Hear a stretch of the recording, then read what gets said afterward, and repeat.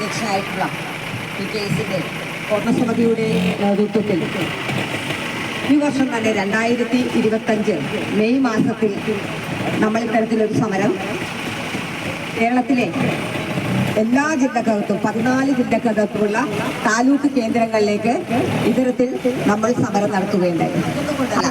June മാസമാകുമ്പോൾ കുട്ടികളുടെ school തുറക്കുന്ന സമയമാണ്.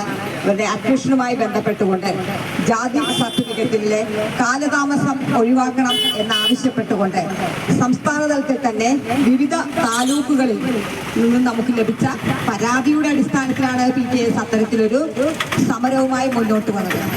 ആ ഭാഗത്തിന്റെ പ്രശ്നമാണ് ഏറ്റവും കൂടുതൽ ഉയർത്തി കാണിച്ചത്.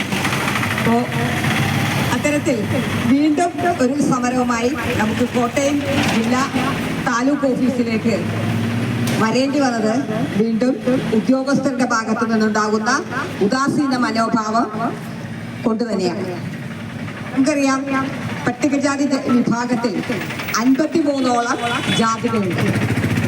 ഇപ്പോൾ പട്ടികജാതി വിഭാഗത്തിൽ വരുന്ന 53 ജാതികളിൽ ഏറ്റവും പിന്നോക്കം നിൽക്കുന്ന വിഭാഗമായിട്ടാണ് അരുന്ധതിയാർ ചക്ലിയാർ വിഭാഗത്തെ കാണുന്നത്.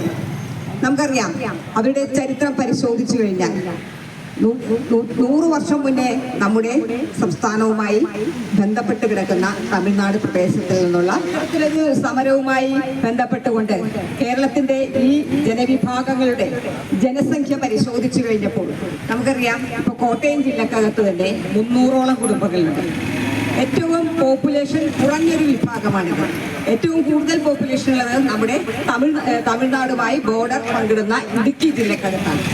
നമുക്കറിയാം, 1986 12/2/86 മൈഗ്രേഷൻ റൂൾ പ്രകാരമാണ് ഇവർക്ക് ഇവിടുന്ന് ജാതി സർട്ടിഫിക്കറ്റ് കിട്ടിയിരുന്നത്. നമ്മുടെ കേരളത്തിൽ ജാതി സർട്ടിഫിക്കറ്റ് കൊടുത്തുകൊണ്ടിരിക്കുന്നത്. ആ മൈഗ്രേഷൻ റൂൾ പ്രകാരം ജാതി സർട്ടിഫിക്കറ്റ് ഇപ്പോൾ സ്വാഗത പ്രാസംഗികം പറഞ്ഞ ജില്ലാ സെക്രട്ടറി പറഞ്ഞ പോലെ കോഴിക്കോട്, പാലക്കാട്, ഇടുക്കി അടക്കമുള്ള ജില്ലകളിൽ കൊടുക്കുന്നുണ്ട്. കോട്ടയം ജില്ലയിൽ തന്നെ ചങ്ങനാശ്ശേരി ചോദ്യം ചെയ്യപ്പെടേണ്ടതുണ്ട്. അതെങ്ങനെയാണ് സംഘടിക്കപ്പെടുന്നത്? ഇത് നിഷേധാത്മകമായ സമീപനം സ്വീകരിക്കുന്ന ചില ഉദ്യോഗസ്ഥന്മാരുടെ കുത്തലിന്റെ പ്രവണതയാണ്. അത്തരത്തിലുള്ള ഉദ്യോഗസ്ഥന്മാരെ തിരുത്തുന്നതിനാണ് സംഘടന. നമുക്കറിയാം, ഏറ്റവും പാർശ്വവൽക്കരിക്കപ്പെട്ട ഈ പട്ടികജാതി വിഭാഗത്തിൽ തന്നെ ഏറ്റവും ന്യൂനപക്ഷം, ഞാൻ പറഞ്ഞില്ലേ 300 കുടുംബങ്ങളെ കോട്ടയം ജില്ലക്കകത്തുള്ളത് പല പ്രദേശങ്ങളിലായി സ്കാറ്റർ ചെയ്ത് കിടക്കുന്നതാണ്. കോട്ടയത്തെ താലൂക്കുമായി ബന്ധപ്പെട്ട് കൊണ്ട് ഈ പ്രശ്നം നമ്മുടെ മുന്നിലേക്ക് വരുമ്പോൾ ഞങ്ങൾ ഈ കോട്ടയത്തെ PKSന്റെ ജില്ലാ കമ്മിറ്റി പട്ടികജാതി ക്ഷേമസമിതി എന്ന് പറയുന്ന സംഘടന ജാതി സംഘടനയല്ല. ഈ 53ഓളം ജാതി വിഭാഗങ്ങളെ കോർത്തിണക്കിക്കൊണ്ട് ഒരൊറ്റ പ്ലാറ്റ്ഫോമിൽ ഈ പട്ടികജാതി ജനവിഭാഗങ്ങളുടെ പ്രശ്നങ്ങൾ പരിഹരിക്കപ്പെടുന്നതിനും സംഘടനാപരമായും രാഷ്ട്രീയപരമായും അവരെ സമൂഹത്തിന്റെ മുഖ്യധാരയിലേക്ക് കൊണ്ടുവരുന്ന ഉത്തരവാദിത്തമാണ് ക്ഷേമസമിതി ഏറ്റെടുക്കുന്നത്. മറ്റിതര ജാതി സംഘടനകളിൽ നിന്നും PKSനെ വ്യത്യസ്തമാക്കുന്നത് അതുകൊണ്ട് തന്നെയാണ്. ഒരു മാലയിൽ കോർത്ത മുത്തുപോലെ ഈ 53 ജനവിഭാഗങ്ങളെയും നമ്മൾ ഈ സംഘടനയ്ക്ക് കീഴിലാണ് നിർത്തുന്നത്. അതുകൊണ്ട് തന്നെ ഈ വിഭാഗത്തിന് പ്രത്യേകമായിട്ടൊരു സംഘടനയില്ല. അവരുടെ ഈ ജനവിഭാഗത്തിന്റെ പ്രശ്നങ്ങൾ പട്ടികജാതി ക്ഷേമസമിതിയുടെ പ്ലാറ്റ്ഫോമിലേക്കാണ് എത്തുന്നത്. ഞങ്ങളാണ് ഈ വിഷയങ്ങൾ പൊതുസമൂഹത്തിന്റെ മുന്നിലേക്കും നമ്മുടെ ഗവൺമെന്റിന്റെ ശ്രദ്ധയിലേക്കും അടിയന്തര പ്രാധാന്യത്തോടെ ഈ വിഷയങ്ങൾ കൊണ്ടുവരുന്നത്. ഇത്തരത്തിൽ ഈ വിഷയമെടുത്ത് സമരം ചെയ്യുമ്പോൾ പട്ടികജാതി ക്ഷേമസമിതിയെ സംബന്ധിച്ചിടത്തോളം നമ്മുടെ ജില്ലയുടെ ശേഷിക്കനുസരിച്ചല്ല ഞങ്ങൾ ഈ സമരത്തിലേക്ക് വരുന്നത്. ഇത് കേവലം കോട്ടയം ഏരിയ പ്രദേശത്ത് മാത്രം ഒതുങ്ങുന്ന പ്രശ്നമായിട്ടാണ് ഞങ്ങൾ ഈ വിഷയത്തെ നോക്കിക്കാണുന്നത്. നമ്മൾ മുന്നോട്ട് വയ്ക്കുമ്പോൾ ഞങ്ങൾ പൊതുവെ ഭരണഘടനയുടെ ആർട്ടിക്കിൾ 14 പ്രകാരം ഈക്വാലിറ്റി ടു ഓൾ എന്നുള്ള ആ സമക്ഷ, ആ പ്രത്യേകത എല്ലാ വിഭാഗം ജനങ്ങൾക്കും ആവശ്യമാണെന്നുള്ളതാണ് ഭരണഘടന ഉറപ്പു നൽകുന്നത്. ആ ഈക്വാലിറ്റി ടു ഓൾ എന്നുള്ള ഘടനയിലേക്ക് കോട്ടയം താലൂക്ക് തഹസിൽദാരും കൂടി കടന്നു വരേണ്ടതുണ്ട്. നമുക്കറിയാം കുറെ ഉദ്യോഗസ്ഥന്മാർ ഈ ജനവിഭാഗങ്ങളുടെ അല്ലെങ്കിൽ പൊതുസമൂഹമായ വിഷയങ്ങൾ കൈകാര്യം ചെയ്യുന്നതിൽ ഉദാസീനമായിട്ടുള്ള മനോഭാവം കാണിക്കുന്നവരാണ് എന്ന് ഞങ്ങൾക്ക് കൃത്യമായി ബോധ്യമുള്ളതാണ്. ഒരു കുറ്റമറ്റ രീതിയിൽ ഏതൊരു ഗവൺമെന്റ്, ഏതൊരു രാഷ്ട്രീയ പാർട്ടിയുടെ ഗവൺമെന്റ് ആയാലും ആ ഗവൺമെന്റിനെ മുന്നോട്ട് നയിക്കുന്നത്, ആ ഗവൺമെന്റിന്റെ പ്രോജക്റ്റുകൾ ജനപക്ഷത്ത് നിന്നുകൊണ്ട് ഇംപ്ലിമെന്റ് ചെയ്യുന്നത് ഉദ്യോഗസ്ഥന്മാരാണ്. ഭാവനാപൂർണമായി ഒരു ഗവൺമെന്റ് നിരവധിയായ പ്രോജക്റ്റുകൾ നമ്മുടെ സംസ്ഥാനത്തിന്റെ അല്ലെങ്കിൽ രാജ്യത്തിന്റെ ആളുകളായിട്ടാണ് കണക്കാക്കപ്പെടുന്നത്. അവർക്ക് പൊതുസമൂഹ കാര്യങ്ങളോ വിഷമങ്ങളോ ബുദ്ധിമുട്ടുകളോ അവർക്ക് ബാധകമല്ല. എല്ലാ മാസവും കൃത്യമായി ശമ്പളം കിട്ടുന്നു, കൃത്യമായ ജീവിത സാഹചര്യങ്ങളിൽ വരുന്നു. താഴെത്തട്ടിലുള്ള ജനങ്ങളുമായിട്ട് യാതൊരു വിധത്തിലുള്ള ബന്ധങ്ങൾ ഉണ്ടാക്കിയെടുക്കുന്നതിനും ഇത്തരത്തിലുള്ള ഉദ്യോഗസ്ഥന്മാർ തയ്യാറാകുന്നില്ല എന്നുള്ളത് എല്ലാ ഉദ്യോഗസ്ഥന്മാരെ കുറിച്ചുമല്ല, ചുരുക്കം ഉദ്യോഗസ്ഥന്മാർ തയ്യാറാകുന്നില്ല എന്നുള്ളത് ഞങ്ങൾക്ക് ബോധ്യപ്പെട്ടിട്ടുള്ള കാര്യം തന്നെയാണ്. അതുകൊണ്ട് തന്നെയാണ് ഇത്തരത്തിലൊരു സമരവുമായിട്ട് പട്ടികജാതി ക്ഷേമ സമിതിക്ക് ഈ കോട്ടയം താലൂക്ക് ഓഫീസിലേക്ക് സമരം നടത്തേണ്ടി വന്നത്. ഈ ഗവൺമെന്റ് മൈഗ്രേഷൻ റൂൾ പ്രകാരം ഈ സർട്ടിഫിക്കറ്റ് നമ്മുടെ കോട്ടയം തഹസിൽദാറിൽ കൊടുക്കുമ്പോൾ ആ കേരള ഗവൺമെന്റ് മൈഗ്രേഷൻ റൂൾ പ്രകാരം ഈ ജനവിഭാഗത്തിന് ഈ സർട്ടിഫിക്കറ്റ് കൊടുക്കുമ്പോൾ കേവലം ചില തഹസിൽദാർമാർ അല്ലെങ്കിൽ ചില ഉദ്യോഗസ്ഥർ കഴിഞ്ഞ 2022 മുതൽ ഇത്തരം ജനവിഭാഗത്തെ ബുദ്ധിമുട്ടിലാക്കുന്നത് ഞങ്ങളുടെ ശ്രദ്ധയിൽപ്പെട്ടിട്ടുണ്ട്. ഞങ്ങൾ കണക്കുകൾ ശേഖരിച്ചുകൊണ്ടാണ് ഒരു സമരമുഖത്തേക്ക് കടന്നു വരുന്നത്. അതുകൊണ്ട് തന്നെ ഇത്തരത്തിലുള്ള ഉദ്യോഗസ്ഥന്മാരെ തിരുത്തിക്കുന്നതിന് ശേഷിയും കരുത്തുമുള്ള സംഘടനയാണ് കേരളത്തിൽ പട്ടികജാതി ക്ഷേമ സമിതി എന്ന് ഞങ്ങൾ പറഞ്ഞു വയ്ക്കുകയാണ്. അറിയാം, സംസ്ഥാന ഗവൺമെന്റ് ഭാവനാപൂർവമായ പദ്ധതി രാജ്യത്തിന്റെ ദാരിദ്ര്യ നിർമ്മാർജ്ജനം എന്ന ലക്ഷ്യം വെച്ചുകൊണ്ട് മുന്നോട്ട് പോകുമ്പോൾ ഇത്തരത്തിലുള്ള ഉദ്യോഗസ്ഥന്മാർ അത്തരത്തിലുള്ള ക്ഷേമ പ്രവർത്തനങ്ങളെ തുരങ്കം വയ്ക്കുന്നതായിട്ടാണ് കാണുന്നത്. നമ്മുടെ അയ്യങ്കാളിയെ പോലുള്ള സാമൂഹിക പരിഷ്കർത്താക്കളുടെ എല്ലാ ഇടപെടലുകളുടെ ഫലമാണ്. അല്ലാതെ ഒരാളും ദാനമായിട്ടോ അല്ലെങ്കിൽ നിങ്ങൾക്ക് ഈ അവകാശം ഇരിക്കട്ടെ എന്ന് പറഞ്ഞുകൊണ്ട് തന്നതല്ല. കേരളത്തിന്റെ വിദ്യാഭ്യാസം നേടാനുള്ള അവകാശം, തൊഴിൽ നേടാനുള്ള അവകാശം, പൊതു വഴിയിലൂടെ നടക്കാനുള്ള അവകാശം, എന്തിനേറെ സ്ത്രീകൾക്ക് മാറുമറക്കാനുള്ള അവകാശം വരെ അതിശക്തമായ പോരാട്ടങ്ങളിലൂടെ കേരളത്തിന്റെ പൊതുസമൂഹത്തിന്റെ പിന്തുണയോടുകൂടി തന്നെ ഈ ജനവിഭാഗം നേടിയെടുത്തതാണ്. നമുക്കറിയാമാരാണ് ജാതി സർട്ടിഫിക്കറ്റ് വെരിഫൈ ചെയ്ത് കൊടുക്കുന്നത് എന്ന് നമുക്ക് ഉത്തമ ബോധ്യമുള്ളതാണ്. ആ വില്ലേജ് ഓഫീസർമാർ അവരുടെ പണി കൃത്യമായി ചെയ്യുന്നുണ്ടോ എന്ന് പരിശോധിക്കപ്പെടണം. ഈ ജാതി സർട്ടിഫിക്കറ്റുമായി ബന്ധപ്പെട്ടുകൊണ്ട് കേവലം ജാതി സംഘടനകളുടെ ലെറ്റർ പാഡിലേക്ക് കൊടുക്കുന്ന കത്തുകൾ മേടിച്ചുകൊണ്ട് വെരിഫൈ ചെയ്യുന്ന രീതി തന്നെ നിങ്ങൾ ആദ്യം നിർത്തണം. എന്തുകൊണ്ട് നിങ്ങൾക്ക് ഫീൽഡിൽ പോയി ഇവരെ അരുന്ധതിയർ വിഭാഗമാണോ ചക്ലിയർ വിഭാഗമാണോ എന്ന് പരിശോധിക്കാൻ നിങ്ങളുടെ വില്ലേജ് ഓഫീസർമാർ തയ്യാറാകാത്തത് എന്തുകൊണ്ടാണ്? അതിന് തയ്യാറാക്കേണ്ട ഉത്തരവാദിത്വമാണ് തഹസിൽദാർ അവിടെ എന്ത് ചെയ്യേണ്ടത്. ഇതിന് മുകളിൽ ഉദ്യോഗസ്ഥരുണ്ട്, കളക്ടർ അടക്കം മിനിസ്റ്റർ അടക്കം ഉദ്യോഗസ്ഥന്മാരുണ്ട്. സംഘടനാ തലത്തിൽ തന്നെ മുകളിൽ ഞങ്ങൾ ഇടപെട്ടിട്ടുണ്ട്. അതുകൊണ്ട് തന്നെ കോട്ടയം തഹസിൽദാരോട് ഞങ്ങൾക്ക് പറയാനുള്ളത്, അരുന്ധതിയർ ചക്ലിയർ വിഭാഗത്തിൽപ്പെടുന്ന പട്ടികജാതിയെ ലിസ്റ്റിലുള്ളവരെ ജാതി സർട്ടിഫിക്കറ്റുമായി അവരുടെ ക്ഷേമ പ്രവർത്തനങ്ങളുടെ വിദ്യാഭ്യാസ ആനുകൂല്യങ്ങളുമായി ബന്ധപ്പെട്ട് ഭവന നിർമ്മാണം അടക്കമുള്ള ആനുകൂല്യങ്ങളുമായി ബന്ധപ്പെട്ട് ഇവരുടെ ജാതി സർട്ടിഫിക്കറ്റ് തടഞ്ഞു കഴിഞ്ഞാൽ സത്യമായിട്ടും തഹസിൽദാർക്ക് റോട്ടിലിറങ്ങി നടക്കാൻ കഴിയാത്ത സാഹചര്യത്തിൽ സംഘടനാപരമായി ഞങ്ങൾ ഈ വിഷയത്തെ പ്രതിരോധിക്കുമെന്ന് പറഞ്ഞു വെക്കാൻ PKS ആഗ്രഹിക്കുകയാണ്. അതുകൊണ്ട് തന്നെ ഇത്തരത്തിലുള്ള ഉദ്യോഗസ്ഥന്മാരെ തിരുത്തിക്കുന്നതിനും മുഗൾ കമ്മിറ്റി എന്ന നിലയിൽ ഈ സംഘടനയ്ക്ക് കേരളത്തിൽ എല്ലാ ജില്ലക്കകത്തും സംഘടനാ സംവിധാനം ഉണ്ട് എന്ന് കൂടി പറഞ്ഞു വെക്കുകയാണ്.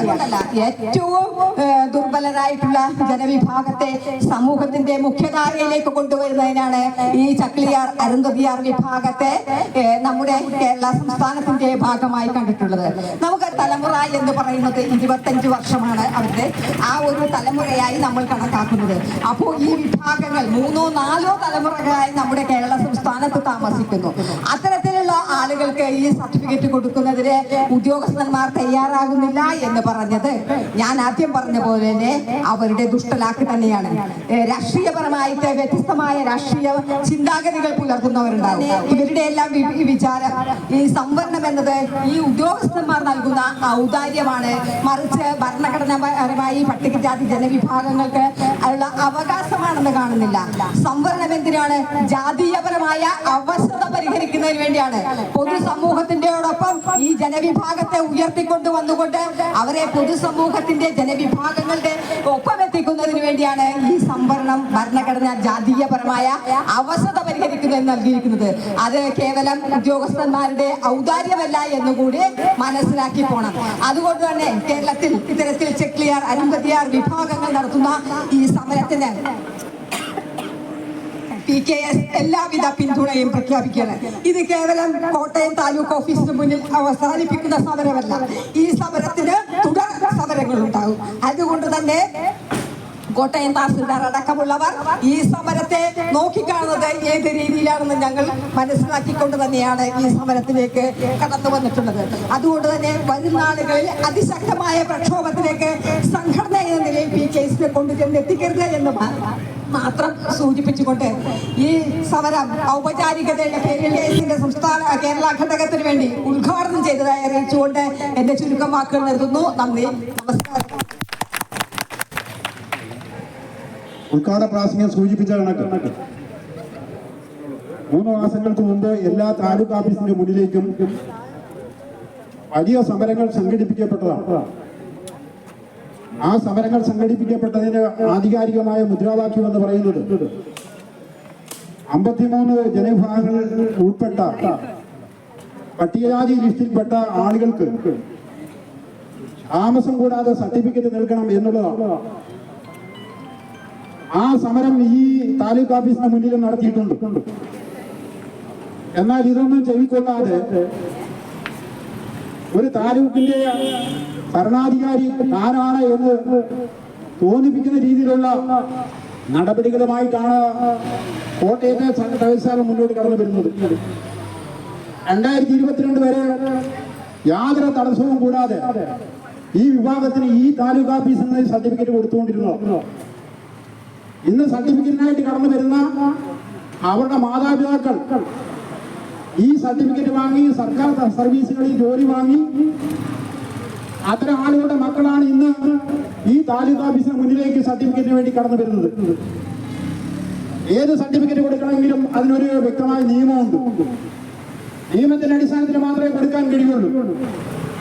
അങ്ങനെ നിയമത്തിന്റെ അടിസ്ഥാനത്തിലാണല്ലോ ഇതിനു മുന്നേ അല്ലെങ്കിൽ 2022 വരെ ഈ സർട്ടിഫിക്കറ്റ് കൊടുത്തുകൊണ്ടിരുന്നത്. ഇപ്പോഴെന്താ അതിനൊരു ഭേദഗതി എന്നുള്ള നിലയിലേക്ക് ഇപ്പോഴത്തെ തഹസിൽദാർക്ക് തോന്നാൻ കാരണം?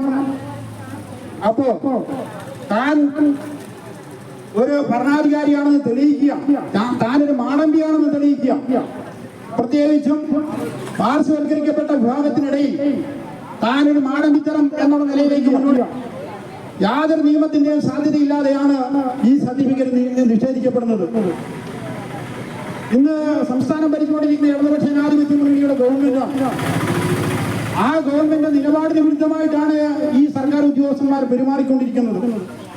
അതുകൊണ്ട് ഇത് അംഗീകരിക്കാൻ കഴിയില്ല. അതുകൊണ്ട് ഈ സർട്ടിഫിക്കറ്റ് കൊടുക്കുന്ന നാള് വരെ അതിജലമായ സമരവുമായി പട്ടികജാതി ക്ഷേമ സമിതിയുടെ നേതൃത്വത്തിൽ മുന്നോട്ട് പോകുക എന്നുള്ള കാര്യത്തിൽ യാതൊരു തർക്കവുമില്ല.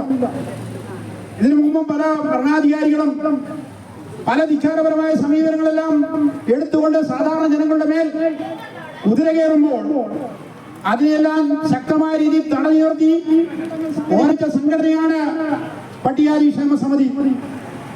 നമുക്കറിയാം 1936 കാലഘട്ടങ്ങളിലാണ് പാർശ്വവൽക്കരിക്കപ്പെട്ട ജനവിഭാഗത്തിന്റെ ലിസ്റ്റ് അംബേദ്കറുടെ നേതൃത്വത്തിൽ ബ്രിട്ടീഷുകാർ തയ്യാറാക്കപ്പെട്ടത്. അങ്ങനെ കേരളത്തിൽ 53 വിഭാഗവും അതോടൊപ്പം തന്നെ ഇന്ത്യ രാജ്യത്ത് 112ഓളം വരുന്ന ജനവിഭാഗങ്ങൾ നിലനിൽക്കുകയാണ്. കേരളത്തിലെ ജനസംഖ്യയിൽ 9% വരുന്ന ആളുകൾ പട്ടികജാതി വിഭാഗത്തിലാണ്. 6% വരുന്നത് പട്ടികവർഗ വിഭാഗത്തിലും. ആ 9% ഉൾപ്പെടുന്ന 53 വിഭാഗത്തിൽ ആ വിജ്ഞാപനത്തിനകത്തുള്ള ഒരു ജാതിയിൽപ്പെട്ട വിഭാഗമാണ് അരുന്ധതിയാർ ചക്രിയാർ വിഭാഗം എന്ന് പറയുന്നത്. അതുകൊണ്ട് അവർക്ക് പാർശ്വവൽക്കരിക്കപ്പെട്ട വിഭാഗം എന്നുള്ള നിലയിൽ ഏറ്റവും അനുകമ്പാപൂർണമായ സമീപനങ്ങളാണ് ഏത് താലൂക്ക് ഓഫീസുകളിലും സർക്കാർ ഉദ്യോഗസ്ഥന്മാർ എടുക്കാറുള്ളത്. നമുക്കറിയാം, ജാതിജന്മി നാടുവാഴി വ്യവസ്ഥയുടെ നിഷ്ഠൂരമായ ക്രൂരമായ വേട്ടയാടലിന് വിധേയപ്പെട്ടുകൊണ്ടാണ് ഈ വിഭാഗം പൊതുസമൂഹത്തിൽ നിന്നും പാർശ്വവൽക്കരിക്കപ്പെട്ട് മുന്നോട്ട് പോയത്. മറ്റ് ജനവിഭാഗങ്ങൾ അനുഭവിക്കുന്ന ഒരു നല്ല കാര്യങ്ങളും അനുഭവിക്കാതെയാണ് അവർ മുന്നോട്ട് കടന്നു വന്നത്.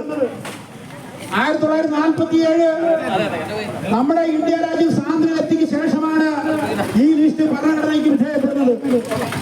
അങ്ങനെ ഭരണഘടനാപരമായ അവകാശമാണ് ഇവരുടെ. അത് നിഷേധിക്കാൻ ഒരു തഹസീൽദാർക്കും അനുവാദമില്ല.